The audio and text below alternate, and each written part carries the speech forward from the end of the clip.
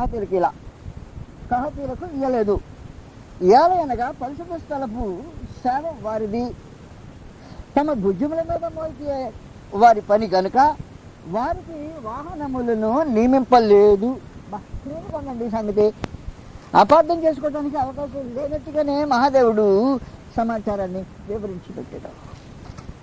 కాబట్టి పరిశీలనగా గ్రంథం చదివితేనే ద్వితీయోపదేశకాండము 10వ అధ్యాయము 8వ వచనంలో ఇంకా కొంచెం లైట్ దాని మీద విసురు వేస్తాడు. ద్వితీయోపదేశకాండము 10వ అధ్యాయం 8వ వచనం, 10వ అధ్యాయం 8వ వచనం. నేటి వరకు జరుగుతున్నట్లు యెహోవా నిబంధన మందసము మోయుటకు, యెహోవా సన్నిధిని నిలుచుటకును, ఆయన సేవించి ఆయన నామమును బట్టి దీవించుటకును లేవి గోత్రపు వారిని ఆ కాలమున యెహోవా ఏర్పరచుకొనెను. దేవుడు దానికోసం ప్రత్యేకించి ఏర్పాటు చేసుకున్నాడు. కహాతీయులకు ఎడ్లు కానీ బండ్లు కానీ నియమించలేదు. మరి ఏం చేయాలి వాళ్ళు? వారికి వాహనాలే ఏర్పాటు చేయలేవల. వారి భుజముల మీద మాత్రమే యెహోవా వంశాన్ని మోయటానికి ఉద్దేశించబడింది. వారికి మాత్రం బండ్లు లేవు. యెహోవా గ్రంథమును పరిశీలించి చదువుకోండి. 6వ అధ్యాయానికి వచ్చాం, 2వ సమూయేలు గ్రంథంలో. తర్వాత దావీదు ఇశ్రాయేలులో 30,000 మంది శూరులను సమకూర్చుకొని బయలుదేరి, సైన్యం బయలుదేరినప్పుడు కండిషన్ చెప్పాడు ఆయన. దావీదు 30,000 మంది సైన్యాన్ని సమకూర్చుకుని మొదలెట్టాడు.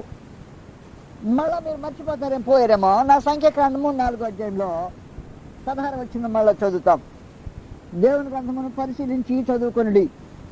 15వ వచనంలో దండు ప్రయాణమైనప్పుడు అహరోనును అతని కుమారులను పరిశుద్ధ స్థలం యొక్క ఉపకరణములన్నిటినీ కప్పుటం ముగించిన తరువాత కహాతీయులు దాని మోయ రావాలను. దండు ప్రారంభమైంది. అహరోను కుమారులు దాన్ని మందు సంబంధమైన వస్తువుల్ని బట్ట వేసి కట్టేస్తారు. ఇంకెవరు చూడకుండా వాళ్ళు మాత్రమే చూసేదానికి అవకాశం.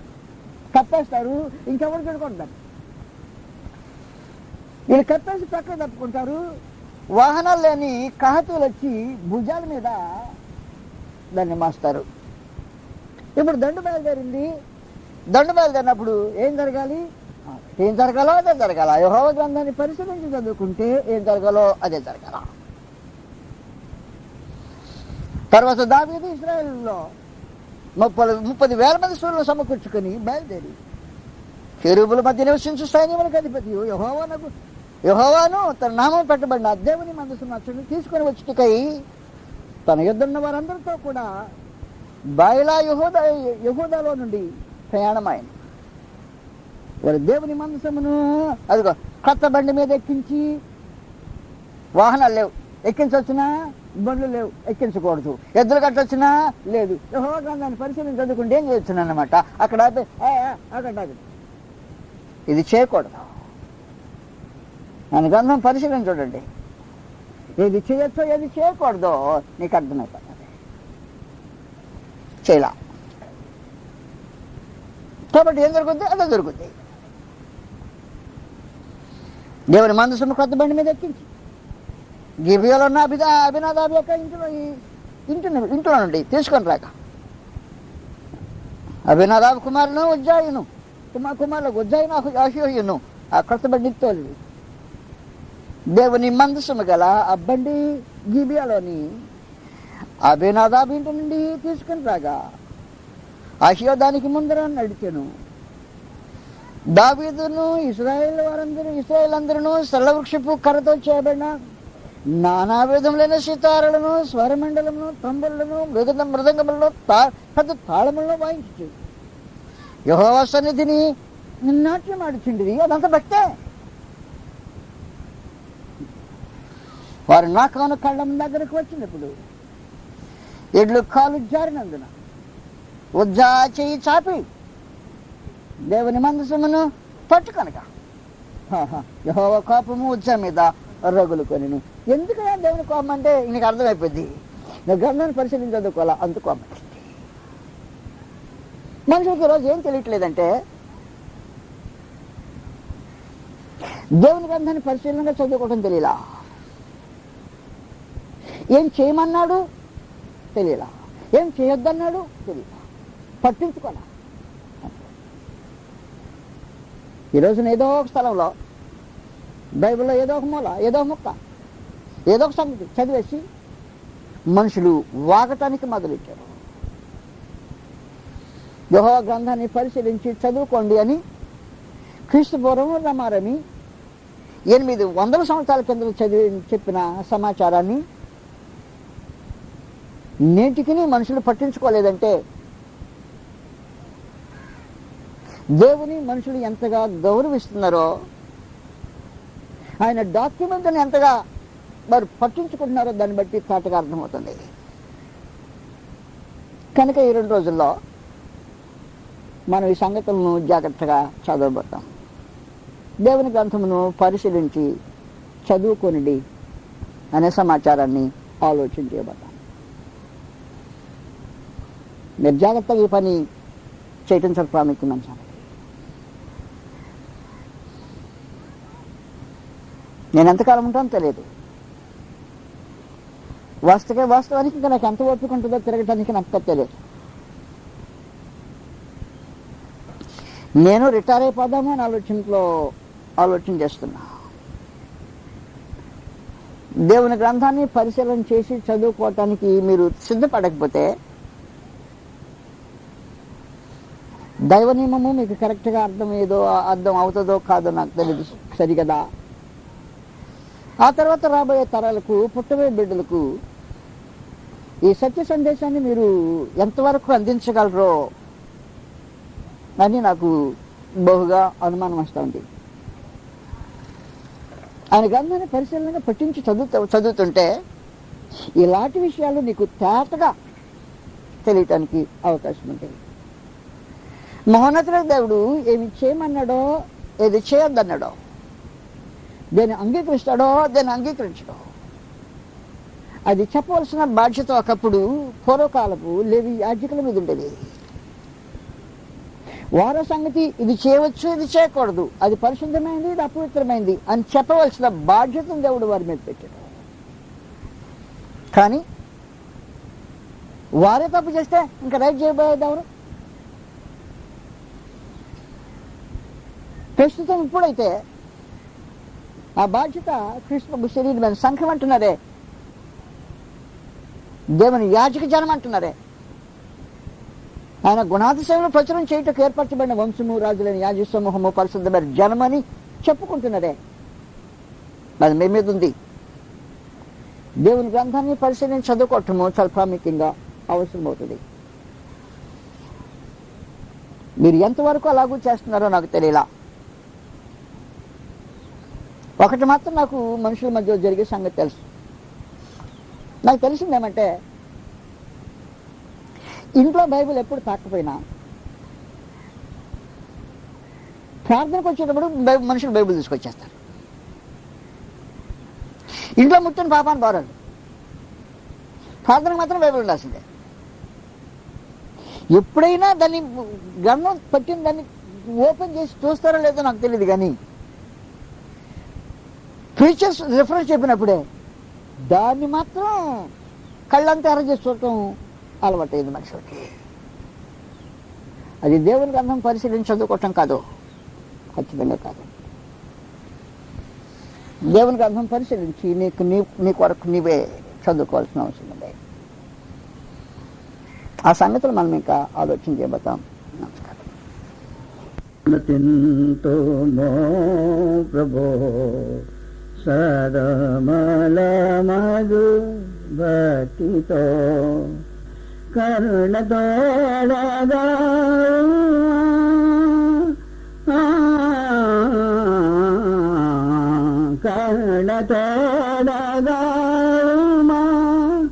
కలుషము నెడబాపుమా సన్నతింతుమో ప్రభో సదమలమగు భక్తితో నీతి సూర్య తేజమా జ్యోతిరత్న రాజమా నీతి సూర్య తేజమా జ్యోతిరత్న రాజమా పాదక జన రక్షక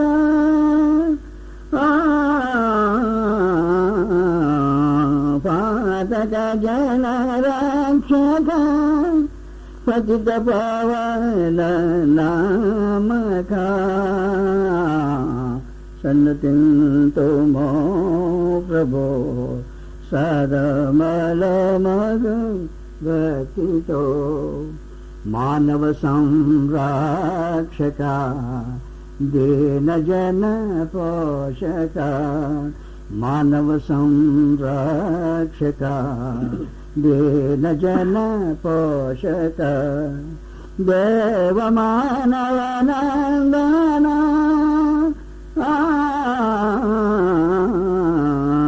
దేవ మానవ నందన దివ్య సుగుణ మందన సన్నతింతుమో ప్రభో సదమల మగు భక్తితో. యెహోవా గ్రంథమును మనుషులు పరిశీలించి చదువుకోవాలని ఆజ్ఞాపించబడ్డారు. అలాగూ చదువుకోకపోతే గ్రంథంలో సంగతులు అపార్థం చేసుకునే అవకాశం ఉంది. సత్యమును గ్రహింపకుండా పోయే అవకాశం కూడా ఉంది. మార్క్స్ వార్త 12వ అధ్యాయంలో గ్రంథంను అర్థం చేసుకోవాల్సిన అవసరతను గురించి మాట్లాడుతున్నాడు. 24వ వచనంలోని అందుకు యేసు మీరు లేఖనములను గాని దేవుని శక్తిని గాని ఎరుకకపోవటం వలన పొరబడుతున్నారు అన్నాడు.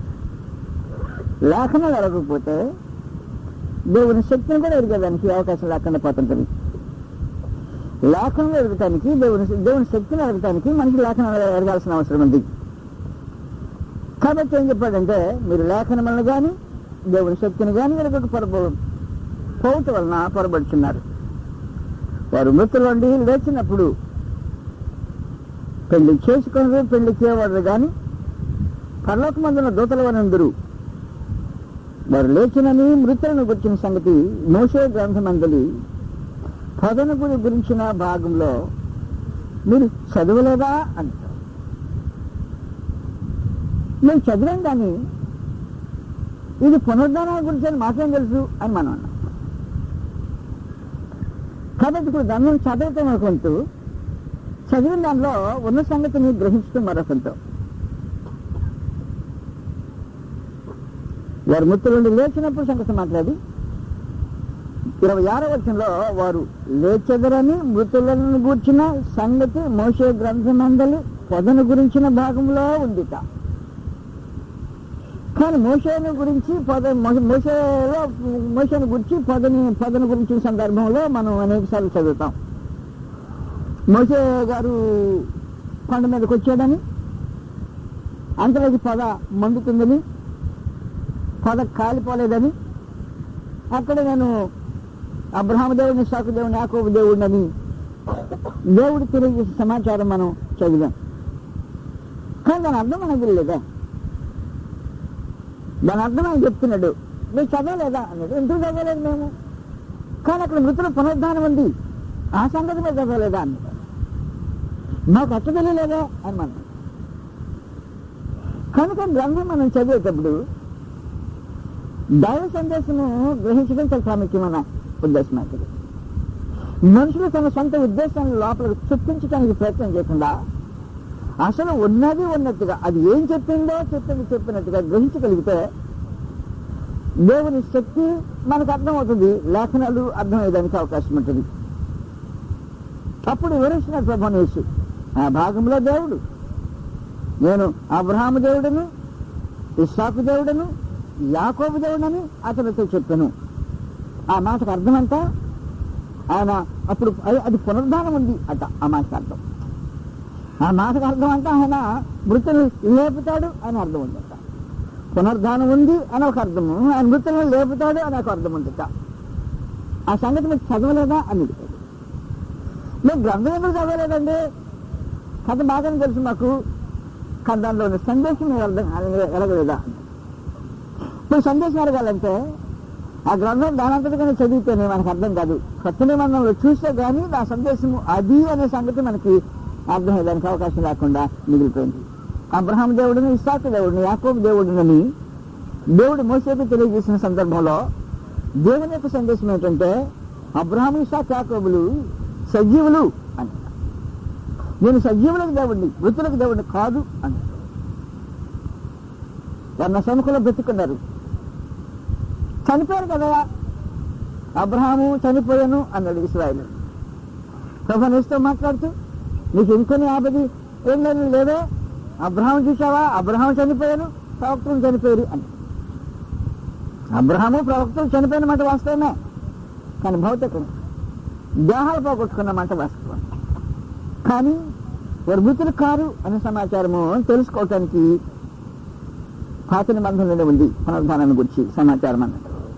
అందువల్ల సద్దుకాయలు పునరుద్ధానాన్ని నమ్మేవాళ్ళు కాదు, కానీ దాన్ని సెన్స్ చేసిన గ్రహించిన పరిశీలన మాత్రము పునరుద్ధానం ఉందని కొంచెం పట్టుకుని వెళ్తుండే వాళ్ళు. గ్రంథం గ్రహించి సంగతులు అర్థమవుతుంటాయి. అయితే మొత్తానికి కొత్త నిబంధనలు రాయబడిన సమాచారము గురించి ఇప్పుడు మనము పేతురు మాట్లాడిన పాత నిబంధన ప్రవచనాలకు ఎండార్స్మెంట్ చేశాం. తన 2 పత్రికలకు తాను చెప్పుకున్న సమాచారం గురించి చూసాం. పేతురు రాసిన పత్రికలు అన్నిటికీ పౌలు యొక్క ఎండార్స్మెంట్ చూసాం. ఇప్పుడు కొత్త నిబంధనలో మిగిలిన కొన్ని భాగాలు ఉన్నాయి. వాటిలో సువార్తలు మిగిలి ఉన్నాయన్నమాట. సువార్తల్లో 3 సువార్తలకు సంబంధించి లోక గారి ఎండార్స్మెంట్ రాసేస్తాడు. లోక సువార్త 1వ అధ్యాయంలో మొదటి నుండి ఘనత వహించిన దేవపిల్ల ఆరంభం నుండి కన్నులారు చూచి వాక్య సేవకులైన వారు అపోస్తులు అన్నమాట. మనకు అప్పగించిన ప్రకారము మన మధ్యన నెరవేరిన కార్యములను గురించి వివరముగా రాయిటకు అనేకులు పూనుకున్నారు. కాబట్టి మత్తయి మార్కులు ఆటోమేటిక్ గా రచనలోకి వచ్చేసారు అన్నమాట.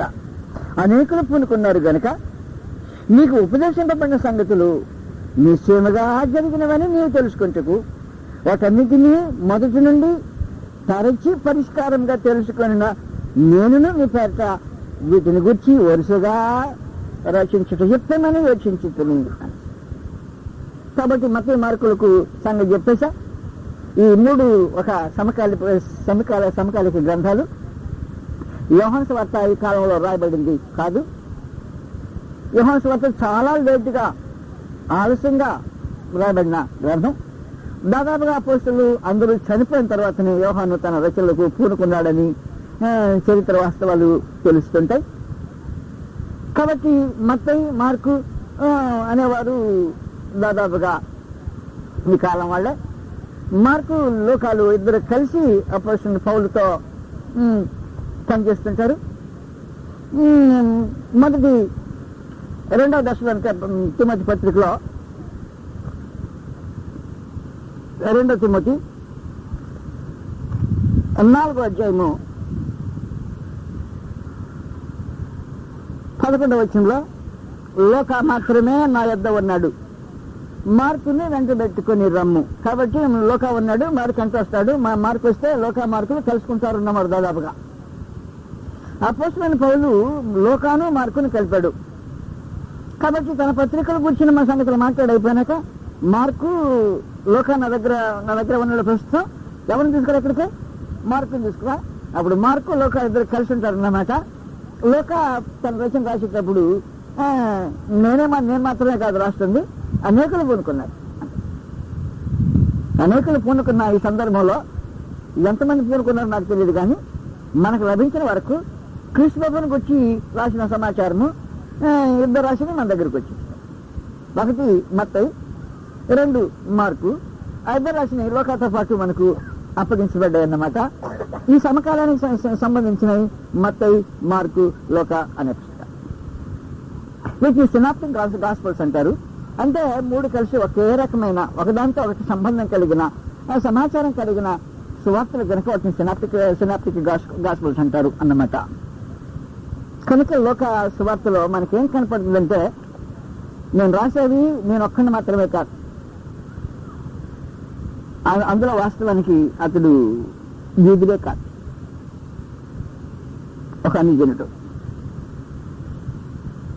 దేవుడు తన సువార్త రచనలో తన పరిశుద్ధ గ్రంథంలో యూదుల చేత రాయించుకున్న లేఖనాలన్నీ పక్కనే ఉంటే అన్యుని చేత కూడా రాయించుకోవటం జరిగింది అన్నమాట. ఈ లోకాన్ని అన్యుడు తాను రాసిన 2 రచనలు ఉన్నాయి. ఒకటి లోకా సువార్త, రెండవది అపోస్తలుల కార్యములు. ఈ 2 పుస్తకాలు కలిపితే తక్కిన కొత్త నిబంధన పుస్తకాలు దాదాపుగా ఎంత ఉంటాయో ఆ 2 కలిపితే దాదాపు అంత ఉంటాయి రచన సైజులో. కాబట్టి లోక చేత రాయించుకున్న సైజే అన్నిటి చేత రాయించుకున్న సైజు ప్రత్యేకమైంది అన్నమాట. మహాదేవుడు దాన్ని ఆయన అంగీకరించడం జరిగింది. అపోస్తలుల కార్యం 1వ అధ్యాయంలో దాని కంటిన్యూషన్ తాను రాస్తున్నట్టు తానే చెప్పుకున్నాడు. అపోస్తలుల కార్యం 1వ అధ్యాయంలో మళ్ళా అదే పిలుపు, లోకాల్లో ఎవరిని పలకరించాడో అతన్నే పలకిస్తాడు. ఇప్పుడు ఘంట వహించి నాకు కొట్టేశాడు అన్నమాట. థెయోఫిలా అన్నాడు. నచ్చా ముందు ఘంట వహించిన థెయోఫిలా అన్నాడు, మళ్ళా తిరిగి తనకే రాయిపోతున్నాడు కాబట్టి ఓ థెయోఫిలా అన్నాడు. యేసు తాను ఏర్పరచుకున్న అపోస్తలులకు పరిశుద్ధాత్మ ద్వారా ఆజ్ఞాపించిన తరువాత ఆయన పరములకు చేర్చుకునబడిన దినం వరకు ఆయన చేయుటకును బోధించుటకును ఆరంభించిన వాటాన్ని గురించి నా మొదటి గ్రంథమందు రచించి తిని అయిపోయింది. లోక సువార్తకు ఎండోర్స్మెంట్ జరిగిందన్నమాట. లోక సువార్తలో తక్కిన సువార్తలకు ముందు మత్తయి మార్కులకు ఎండోర్స్మెంట్ జరిగిందన్నమాట. ఇప్పుడు లోక అపోస్తలుల కార్యములో తన గ్రంథం రచించిన సంగతి చెప్పేశాడు అన్నమాట. రచించి తిని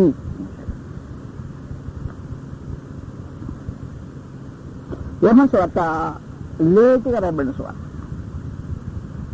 నేను మీకు ముందుగా తెలియజేసినట్టే దాదాపు అప్పటికి క్రీస్తు ప్రభువుని చూచిన మనుషులు ఎవరు సజీవంగా లేనట్టే. అపోస్తలులు మాత్రం దాదాపుగా అందరూ చనిపోయారు, పౌలుతో పాటు సమస్తమైన వాళ్ళు. అప్పటి వరకు రాయబడిన లేఖన భాగాలు అన్ని పేతురు పత్రికలు, ప్రత్యేకించి సువార్తలు, పౌలు యొక్క పత్రికలన్నీ వగరాలన్నిటికీ ఎండార్స్మెంట్ జరుగుతుంటాయి. యోహాను గారు తన రచనను దాదాపుగా క్రీస్తు శకము 90వ సంవత్సరంలో రాస్తాడు. బ్రతికున్నది లేకపోతే ఎట్లా రాస్తాడు? ఏంది నువ్వు మాట్లాడే మాటకు అర్థం ఉన్న ప్రశ్నకు అర్థమైతే ప్రశ్న అడగాల.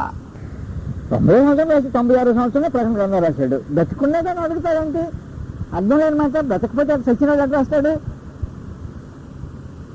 బ్రతికుండే రాశాడు. అసలు దీర్ఘకాలం అసలు వాస్తవానికి వారి మధ్యలో ఉండే ఆలోచన ఏమో తెలిసిన, అతడు చావడని అనుకునేవాళ్ళు అంతే. మరి వాళ్ళు అనుకున్నారంట. యోహాను సువార్త 21వ అధ్యాయం.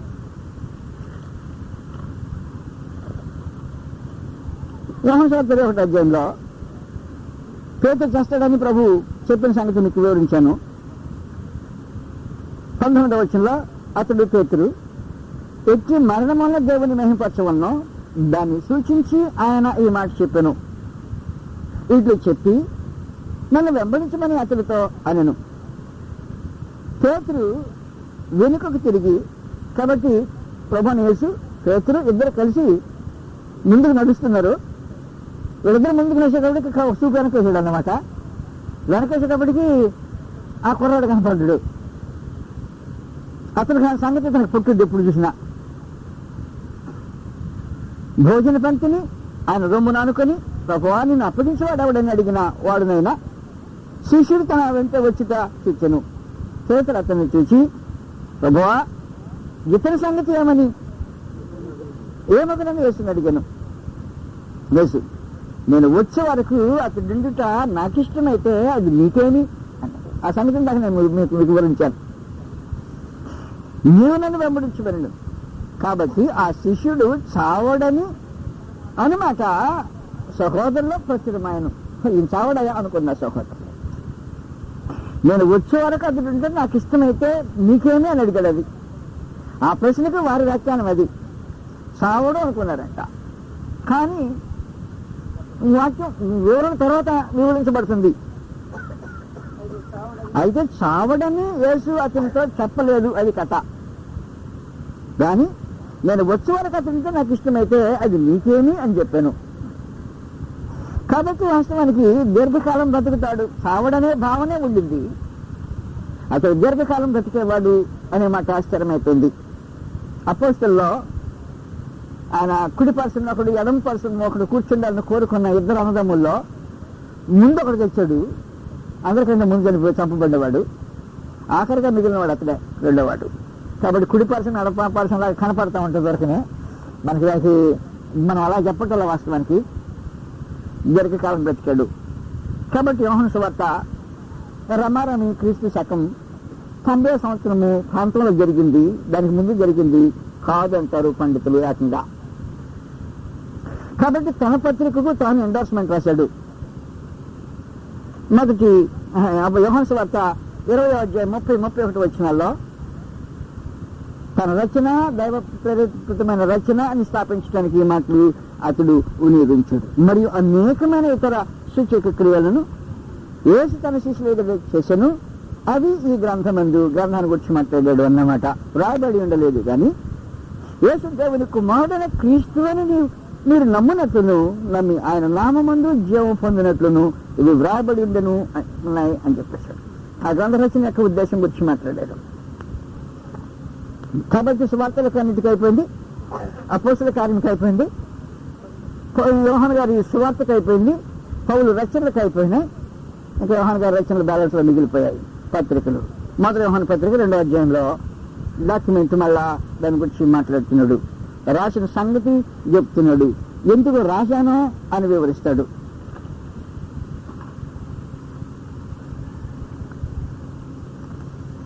రాసిన ఉద్దేశం మాట్లాడాడు. రాసిన ఉద్దేశంలో 3వ వచనము అసలు మొదటి నుండి అసలు ఏదన్నా అది మేము ఏది వింటుమో, ఏది కళ్ళారు చూచుమో, ఏది నిదానించి కనుకుంటుమో, మా చేతులు దేని తాకి చూచునో అది మీకు తెలియజేస్తున్నాను అన్నమాట. తెలియజేసేది నోటితో నా అంటేను కాదు రాతలోనే అనేసాడు. 2వ అధ్యాయం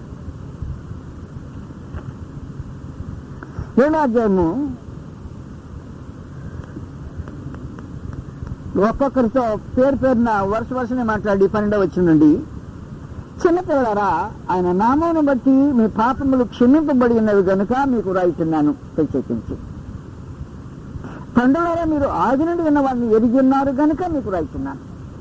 యవనస్తులారా మీరు దృష్టిని జయించున్నారు గనుక మీకు రాయిస్తున్నాను.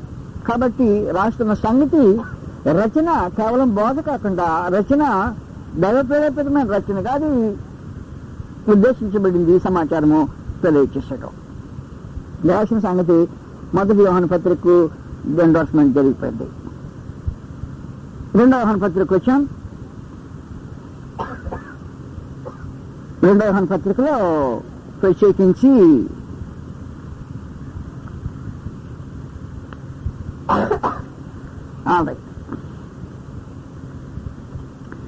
పన్నెండవ వచనంలో అనేక సంగతులు మీకు వ్రాయవలసింది ఇండియు సిరాతో గాని కాగితంతో కానీ వ్రాయ మనసు లేక మీ సంతోషము పరిపూర్ణమగినట్లు మిమ్మల్ని కలుసుకొని ముఖాముఖం మాట్లాడ నిరీక్షించున్నాను అని చెప్పేశాడు.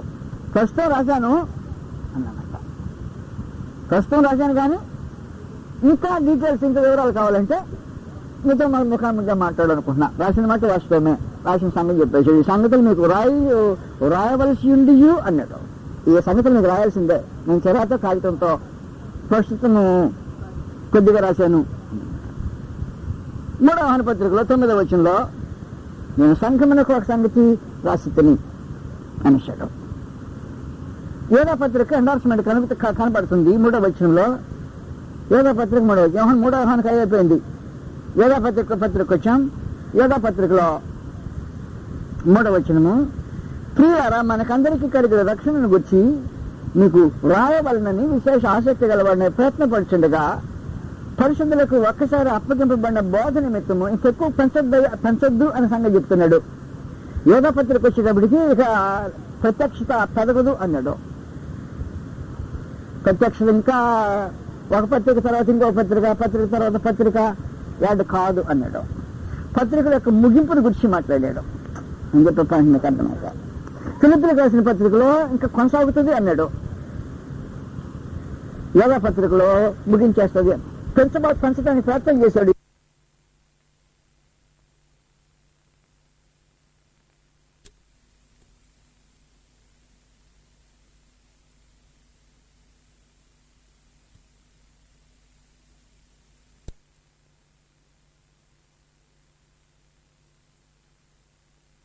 పెంచడానికి ప్రయత్నం చేశాడు యోధా.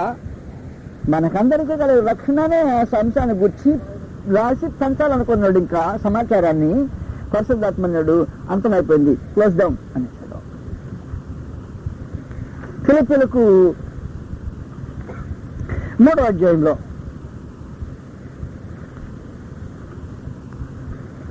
లేఖనములు పరిశీలనగా చదవండి అన్నమాట. ఫిలిప్పీలకు 3వ అధ్యాయము ప్రత్యక్షత పూర్తి గల కొనసాగుతూ ఉంది. ఆయన బయలుపరుచుతున్నాడు. పత్రికాముఖంగా పత్రికలు రావాల్సిన అవసరం ఉంది అనే సమాచారం తెలియజేశాడు. 13వ వచనం, సహోదరులారా, నేను ఇదివరకే పట్టుకుని ఉన్నానని తలంచుకొనను. అయితే ఒకటి చేయుచున్నా, వెనుక ఉన్నవి మరిచి ముందున్న వాటి కొరకు బెగిరపడుచు క్రీస్తు ఉన్నతమైన దేవుని ఉన్నతమైన పిలుపు వలన కలుగు బహుమానము పొందవలని గురి వద్దకే పరిగెడుతున్నాను. కాబట్టి మనలో పరిపూర్ణమైన వారమందరము ఈ తాత్పర్యము కలిగిందము. అప్పుడు దేనిని గూర్చి అయినను మీకు వేరు తాత్పర్యము కలిగి ఉన్న ఎడల అదియూ దేవుడు మీకు బయలుపరచును. అంటే అర్థం ఏంటి? ప్రత్యక్షత కొనసాగుతుంది అని అర్థం. ఈ పత్రిక రాసిన తర్వాత ఇంకా వస్తాయి సమాచారాలు అని అర్థం. ఇంకా ప్రత్యక్షత ఏదైనా ఉంటే దేవుడు మీకు ప్రభు మీకు బయలుపరుస్తాడు అని చెప్పాడు. కానీ ఈ బయలుపరిచే కార్యక్రమం లాగుతున్నాడు యోధా గారు. ఇంకో దానికి స్కోప్ కలిగిస్తా ఉన్నాడు అన్నమాట.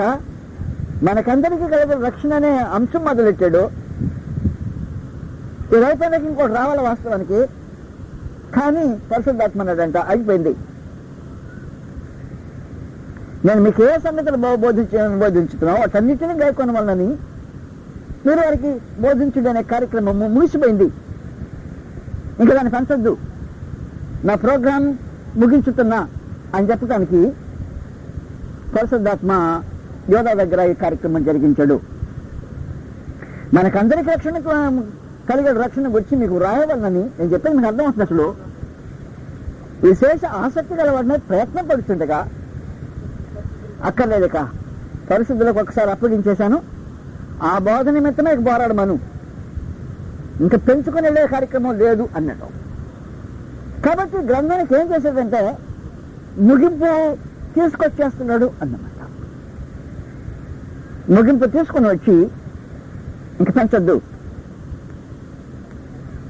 పరలోకమందు భూమి మీద నాకు సర్వాధికారం ఇవ్వబడి ఉన్నది అనే సమాచారము సువార్తల్లో అందించబడింది.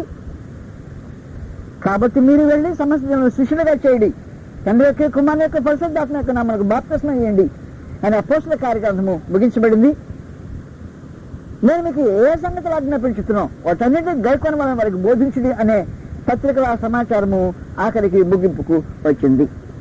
ఇంకొక బిట్ ఉంది, ఇదిగో నేను యుగ సమాప్తి వరకు సదాకాలం మీతో ఉన్నాను అనే బిట్ ఉంది. యోధా పత్రిక వెంటనే ఆ బిట్టు తగులుద్ది. అది ప్రకటన గ్రంథం. ఈ ప్రకటన గ్రంథం వచ్చిన తర్వాత ఆఖరి గ్రంథం అని చెప్పటానికి ఆయన మాటలు మాట్లాడాడు.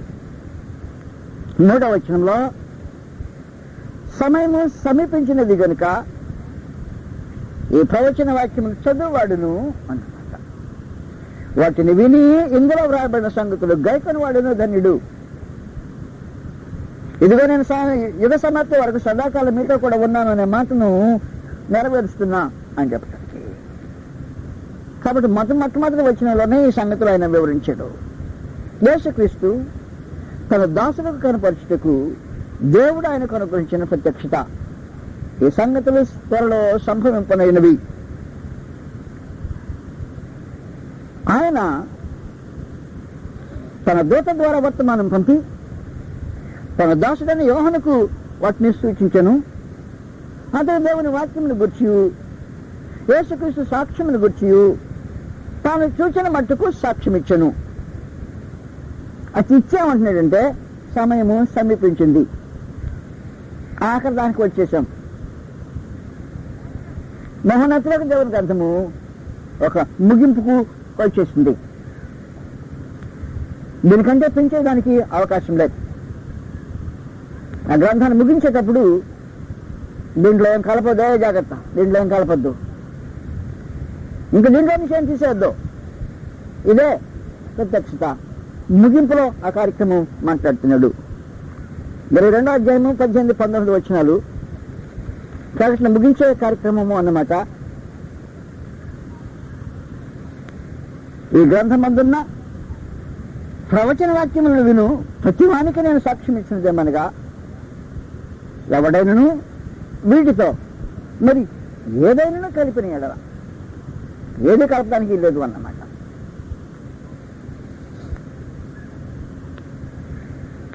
ఈ గ్రంథంలో రాయబడిన తెగులు దేవుడు వానికి కలుగుతుంది.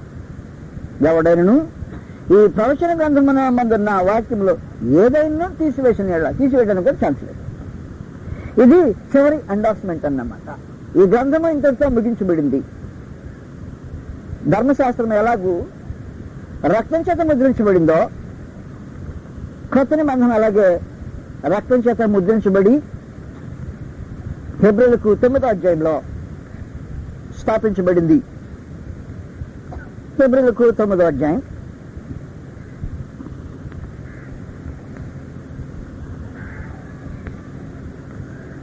16వ వచనం నుండి 15వ వచనం కొత్త నిబంధన గురించిన సమాచారం. ఈ హేతువు చేత మొదటి నిబంధన కాలంలో అది పాత నిబంధన 9-15. మొదటి నిబంధన కాలంలో జరిగిన అపరాధముల నుండి విమోచనము కలుగుటకు ఆయన మరణం పొందినందున పిలువబడిన వారు నిత్యమైన శ్వాసమును గురించిన వాగ్దానము పొందిన నిమిత్తము ఆయన కొత్త నిబంధనకు మధ్యవర్తి అయి ఉన్నాడు. మరణశాస్త్రం ఎక్కడ ఉండునో అక్కడ మరణశాస్త్రం రాసిన వారి మరణము అవశ్యము. ఆ శాసనము రాసిన వాడు మరణము పొందితేనే అది చెల్లును. కాబట్టి ఇప్పుడు కొత్త నిబంధనని క్రీస్తుబాబు రాసిన మరణశాసనంగా పరిశుద్ధాత్మ వర్ణించాడు. కొత్త నిబంధన మరి చెప్తున్నా క్రీస్తుబాబు రాసిన మరణశాసనం. ఆ మరణశాసనం రాసిన వాడు చనిపోయాడు. చనిపోయాడంటే అర్థం ఏంటంటే ఇక అది ఎలాగూ రాయబడిందో దాని ప్రకారమే కోర్టు తీర్పు ఇస్తుంది అన్నమాట. వీళ్ళమా యొక్క పరిస్థితి అది. దాన్ని మామూలు భాషలో వీళ్ళనామా అంటాం. బైబిల్ భాషలో మరణశాసనం అన్నాడు. లా భాషలో కూడా లా యొక్క అంటే చట్టబద్ధమైన భాషలో కూడా మరణశాసనమే అంటారు దాన్ని. వీళ్ళనామా పేరు మరణశాసనం. ఆ మరణశాసనము చనిపోయిన వాడు రాసిన వాడు చనిపోవాలి. చనిపోతే అది అమల్లోకి వస్తుంది. చనిపోయినంత కాలము మరణశాసనము ఉన్నా దానికి ఎలాంటి విలువ ఉండదు. కాబట్టి కృష్ణ యొక్క కొత్త నిబంధన ఆయన మరణం చేత ముద్రించబడింది అని సంగతి చెప్పాడు.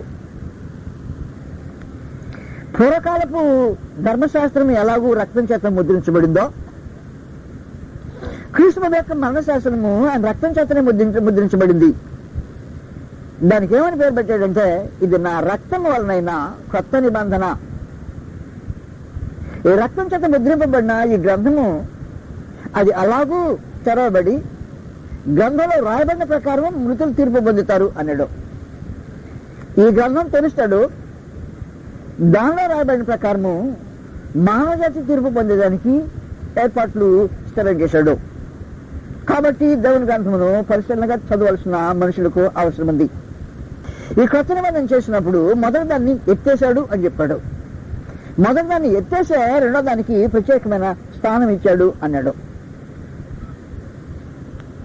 హెబ్రీయులకు 8వ అధ్యాయంలో కొత్త నిబంధన చెప్పక ముందు మొదటి దాని సంగతి మాట్లాడాడు. 13వ వచనం 8వ అధ్యాయము హెబ్రీలకు. ఆయన కొత్త నిబంధన అని చెప్పుడు చేత మొదటిది హెబ్రీ 8:13 మొదటిది పాతదిగా చేసి ఉన్నాడు. ఎవరు చేశారు పాతదిగా? చేసింది ఆయన, మనం కాదు. మనం పాతదిగా కానీ కొత్తదిగా కానీ చేయడానికి హక్కు మానవ జాతికి లేదు. ఉంచడానికి కానీ తీసివేయడానికి కానీ హక్కు మనకు లేదు. ఆయన ఎత్తేసేది, ఉంచేది. ఏది పాతగిలి ఉడిగిపోవునో, పాతగిలింది ఉడిగిపోయింది, అది అదృశ్యం ఒకటకు అన్నట్టు. మూల భాషలో నివర్తనము ఒకటకు అన్నాడు. అంటే లేకుండా పోవటానికి, అమల్లో లేకుండా పోవటానికి అన్నాడు. కాబట్టి కొత్త నిబంధన చెప్పినప్పుడు మొదటి దాన్ని పాతదిగా చేస్తున్నాడు. దాన్ని ఉన్నది డాక్యుమెంట్ లో, కానీ ఆ డాక్యుమెంట్ చల్లని నోటిగా మిగిలి చేశాడు. ఇప్పుడు మాత్రం కొత్త నిబంధన ఉంచాడు. మీరు యెహోవా గ్రంథమును పరిశీలనగా చదువుకోండి. కాబట్టి చదివేటప్పుడు ఏది ఎత్తేశాడు, ఏది ఉంచాడు అనే సంగతి నీకు తేటగా తెలియాల్సిన అవసరం ఉంది. వీళ్ళకి 7వ అధ్యాయంలో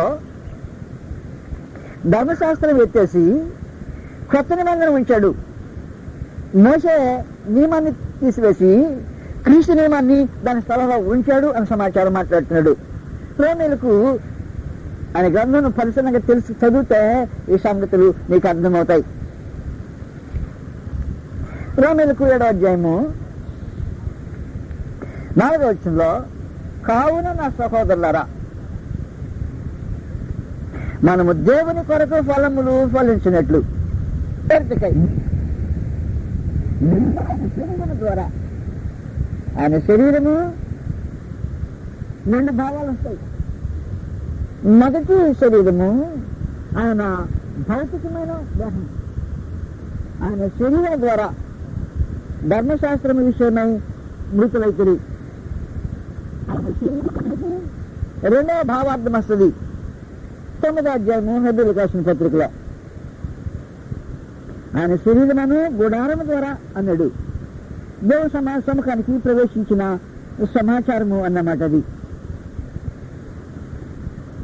మేకల యొక్క గొర్రెల యొక్క రక్తంతో కాకుండా తన స్వరక్తంతో దేవుని సముఖంలో ప్రవేశించిన సమాచారాన్ని గురించి ఆయన వివరించాడు. 9వ అధ్యాయము హెబ్రీయులకు రాసిన పత్రిక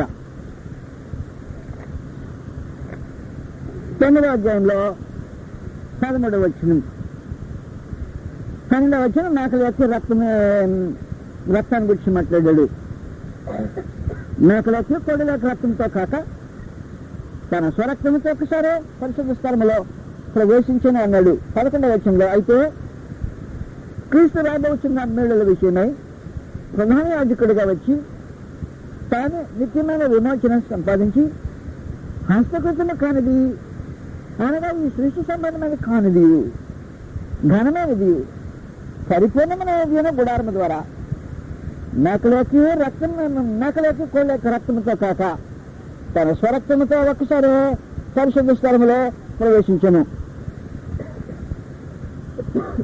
10వ అధ్యాయం హెబ్రీయులకు 19వ వచనం, సహోదరులారా, యేసు మన కొరకు ప్రతిష్ఠించిన మార్గమున అనగా నూతనమైనదియు జీవముగలదియు ఆయన శరీరము అను తెర ద్వారా ఏర్పరచబడినైన మార్గమున అన్నమాట.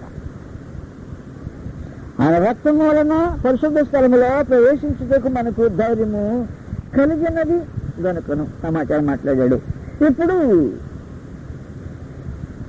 ప్రత్యేకించి కొత్త నిబంధన ఆయన శరీరం తెర ద్వారా స్థాపించబడింది. కొత్త నిబంధన నేడు ఆత్మ సంబంధమైన తన శరీరంలో సజీవంగా ఉంది. యెహోవాను పరిశీలించి చదువుకునే మనుషులు ఆయన తాను ఎప్పుడు పాత నిబంధన ముగించాడు, ఎలా ముగించాడు అనే సంగతిని ఎరిగి కొత్త నిబంధనకు ద్వారం తెరిచిన పద్ధతిని గ్రహించి కొత్త నిబంధనకు కట్టుబడిన జనమై ఉండటానికి మనుషుడు పూనుకోవాల్సిన అవసరం ఉంది. ఆయన గ్రంథాన్ని పరిశీలన చేసి చదువుకున్న వాడికి సంగతి అర్థమవుతుంది. యెహోవా గ్రంథమును పరిశీలించి చదువుకొనిది.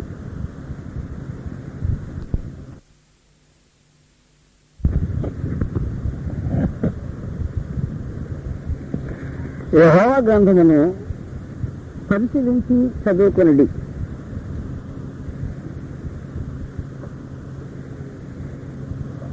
లోక సువార్త 24వ అధ్యాయంలో 44వ వచనంలో ప్రభువైన యేసు అంతటా ఆయన మోషే ధర్మశాస్త్రంలోను ప్రవక్తల గ్రంథములలోను కీర్తనలోను నన్ను గురించి రాయబడినవన్నీ నెరవేర్చవలని నేను మీతో ఉండినప్పుడు మీతో చెప్పిన మాటలు నెరవేరినవి వారితో చెప్పాను. అప్పుడు వారు లేఖనములు గ్రహించినట్లుగా ఆయన వారి మనస్సును తెరిచి యెహోవా గ్రంథాన్ని ఇప్పుడు మోషే ధర్మశాస్త్రమని ప్రవక్తల గ్రంథాలని కీర్తనలని విడమర్చి మాట్లాడి ఆయన గ్రంథాల భాగాలుగా ఈ సంగతిని సూచించాడు. దానికి క్రీస్తు ప్రభు లేఖనాలు అని పిలిచాడు. లేఖనములు అంటే వ్రాయబడినవి అని అర్థం. కాబట్టి లేఖనాలు అనే ప్రత్యేకమైన సంగతి, వ్రాయబడినవి అనే మాటలు కేవలమే దేవుని గ్రంథానికి మాత్రమే వర్తిస్తాయి. దేవుని గ్రంథాన్ని చచ్చినవన్నీ వ్రాయబడినవే. రాతల్లో అనేక పుస్తకాలు ఉన్నాయి. లేఖనములుగా రాతలు అని రాయబడినవి అని అర్థం వాస్తవానికి. కానీ ఈ మాట మాత్రం ప్రత్యేకించి దేవుని గ్రంథానికి వర్తిస్తున్నట్టు ప్రభువైన యేసు వాటిని వర్తింపజేసి ఎలా అన్నాడు. అప్పుడు వారు లేఖనంలో గ్రహించినట్లుగా వారి మనసు తేల్చి, దేవుని గ్రంథం గ్రహించాలంటే లేఖనాలు గ్రహించాలి. లేఖనం గ్రహించాలంటే మనసులో తెరవబడాలి. మనసులో మూసుకొని ఉన్నవారు లేఖనంలో గ్రహించడానికి అవకాశం ఉండదు. లేఖనం చదవటం ఒక వంతు, వాటిని గ్రహించటం ఒక వంతు. వాటిని పరిశీలించి తెలుసుకోండి అన్నాడు. లేఖనాలు చదివినా గ్రహింపు పొందలేని పరిస్థితి ఉండటం ఆశ్చర్యపడాల్సిన అవసరం లేదు. ఒక విచిత్రమైన భక్తి కలిగిన ధనవంతుడు అధికారి ఉన్నాడు. అతడు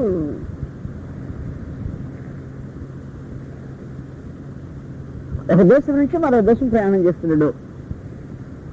అప్పట్లో 8వ అధ్యాయంలో ప్రత్యేకించి మనం ఒక వ్యక్తిని చూస్తుంటాం. లేఖనం పరిశీలించి చదువుతున్న మనిషే. లేఖనం పరిశీలించి చదువుతున్నా మనసులో తెరవబడాల్సిన అవసరం ఉన్నట్టు ఇక్కడ మనకు గ్రహింపవుతుంది. అపోస్తలుల కార్యం 8వ అధ్యాయంలో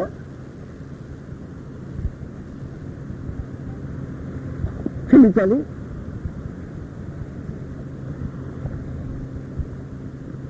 8వ అధ్యాయము 26వ వచనం నుండి చదువుతుంటాం.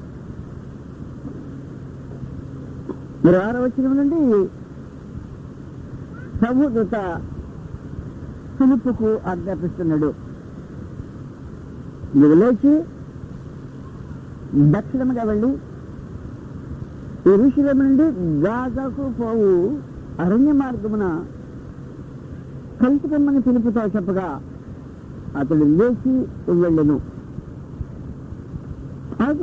అప్పుడు ఐగుప్తీయుల రాణి అయిన కందాకే కింద మంత్రి ఆమె యొక్క ధనాగారమంతటి మీదనున్న ఐతియోపుడైన నపుంసకుడు ఆరాధించుటకు యెరూషలేమునకు వచ్చిండెను.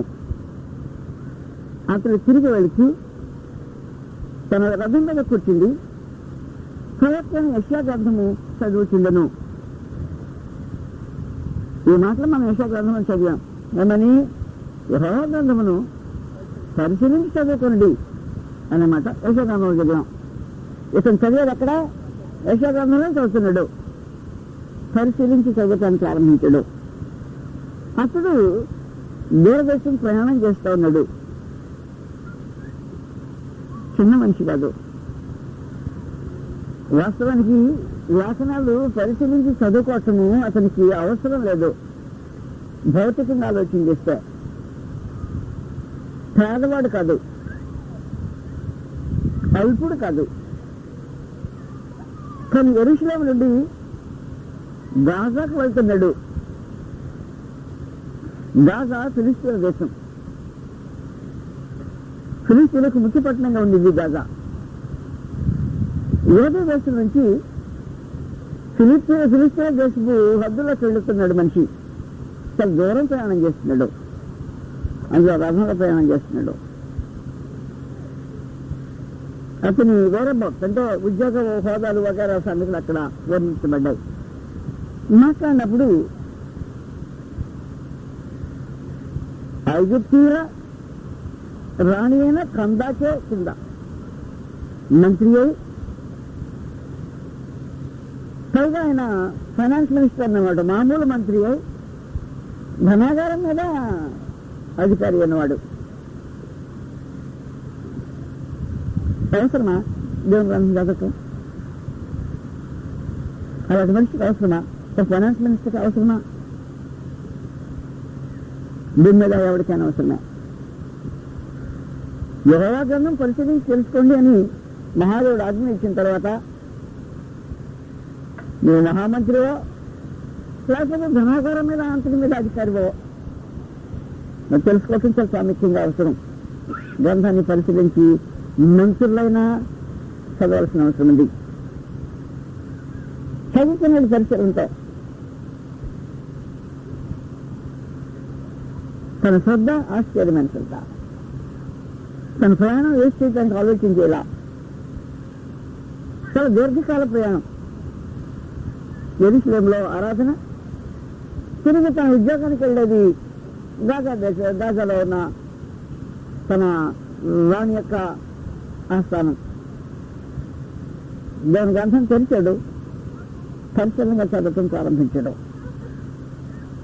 అయితే వాస్తవం ఏం జరగాలంటే పరిశీలనగా చదివేవాడి మనోనేత్రము వెలిగించబడాలి.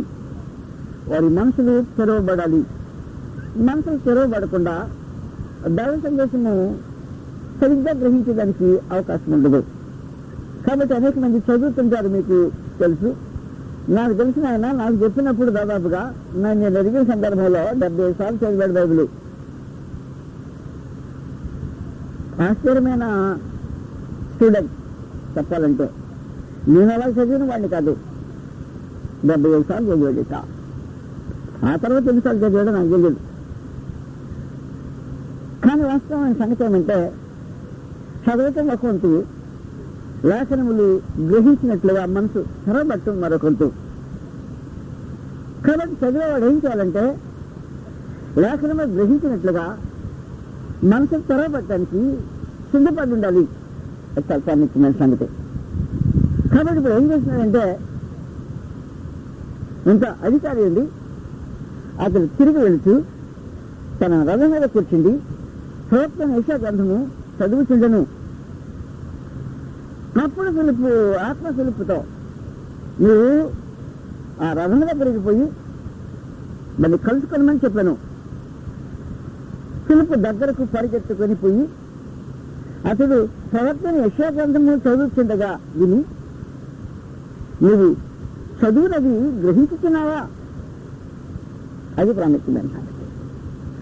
కాబట్టి గ్రంథం పరిశీలనగా చదవటం ఒకంటూ, చదివిన దాన్ని గ్రహించటం మరొక. దైవగ్రంథం చదివినప్పుడు గ్రహింపు లేకుండా చదివామనుకో పరిశీలనగా చదివినట్టు మహాదేవుడు దాన్ని లెక్కలో వేయడు. పాపం మొత్తానికి తంటాలు పడుతున్నాడు.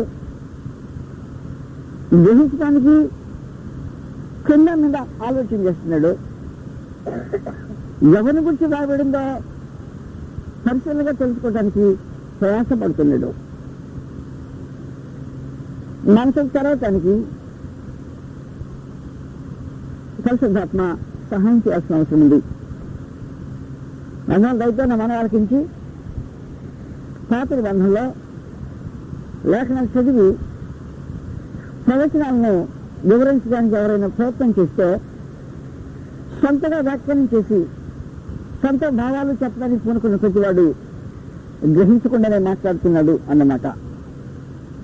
లేఖనాలు చదివి పైన ఆ మాటలకు అర్థం చెప్పడానికి ఎవడు ప్రయత్నం చేయకూడదు అని సంఘ సమాచారము అర్థమవుతుంది.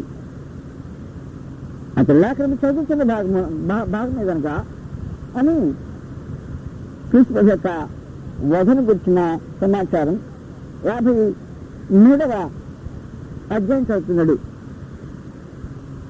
ఆయన గొర్రె వలె వధకు తేబడెను. బొచ్చు కత్తిరించిన వాని యొక్క గొర్రె పిల్ల ఎలాగో మౌనంగా ఉండను అలాగే ఆయన నోరు తెరవకుండెను. ఆయన దీనత్వం బట్టి ఆయనకు న్యాయం దొరకకపోయాను. ఆయన సంతానము ఎవరు వివరించరు. ఆయన జీవము భూమి మీద నుండి తీసివేయబడింది. ఈ సంగతి వచ్చిందన్నమాట. అప్పుడు నపుంసకుడు ప్రవక్త ఎవరిని గుర్చి ఎలాగూ చెప్పుతున్నాడు? తను గుర్చియా వేరొకరిని గుర్చా? అది పరిశీలన. నువ్వేం చేయాలంటే దేవుని గ్రంథాన్ని పరిశీలనగా చదివేటప్పుడు చెప్పుతున్నది ఎవరిని గుర్చి, మాట్లాడుతుంది ఎవరిని గుర్చి, ఎవరితో చెప్పబడింది, సందర్భం ఏంటి అనే సంగతులు మనుషులు పరిశీలనగా గ్రంథాన్ని చదవాల్సిన అవసరం ఉంది. ఇలాంటి విమర్శనాత్మకంగా చదవలేదనుకో అది ఆయన గ్రంథాన్ని పరిశీలనగా చదివినట్టు కాదు అన్నమాట. కాబట్టి గ్రంథం చదివే వాళ్ళు ప్రాథమికంగా గ్రహించాల్సిన సంగతులు ఏమంటే, చదివిన సంగతి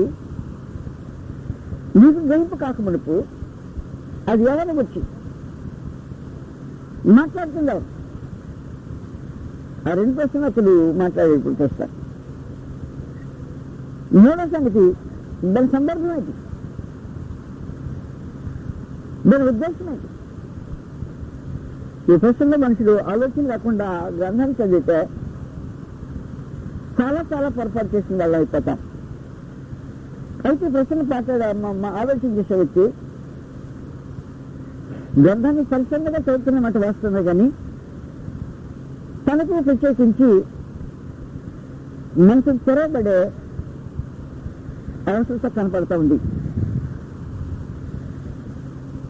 తప్పుడు అతడు నోరు తెరిచి లేఖనం అనుసరించి అతనికి యేసును గురించిన సువార్త ప్రకటించను అని. కాబట్టి ఎవరి గురించి అంటే తనకు తెలియని సంగతి పరిశుద్ధాత్మ చెప్తేనే అర్థమవుతుంది. కాబట్టి వాస్తవానికి పాత నిబంధనకు పరిశుద్ధాత్మ ఇచ్చిన వ్యాఖ్యానము కొత్త నిబంధన. పాత నిబంధన లేఖనాల్లో మన సంగతిని గ్రహించడానికి ప్రయత్నం చేసినప్పుడు కొత్త నిబంధన యొక్క వ్యాఖ్యానాన్ని మనము జాగ్రత్తతో చూడాల్సిన అవసరం ఉంటుంది.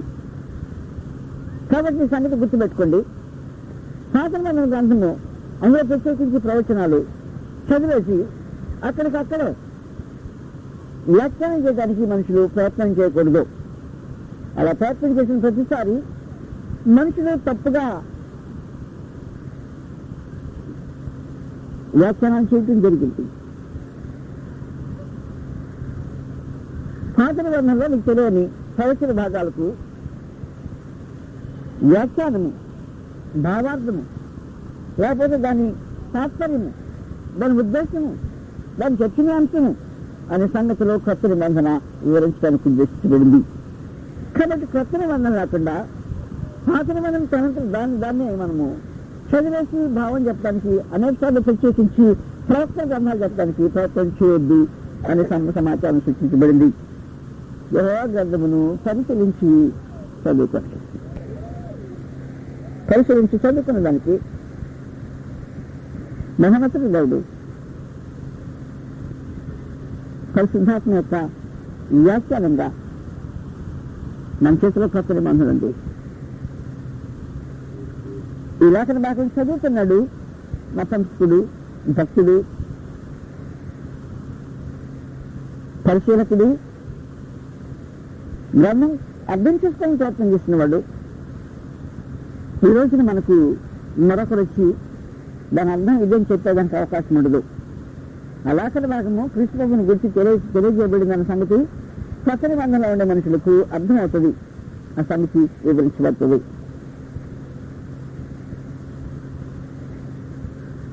కనుక నువ్వెప్పుడైనా సరే పాత నిబంధనలో ప్రత్యేకించి ప్రవచన భాగాలు తీసుకొని ప్రవక్తల వచనాలకు సొంతగా అర్థం చెప్పడానికి దయతో ప్రయత్నం చేద్దు అని నీకు మనం చేస్తున్నాం.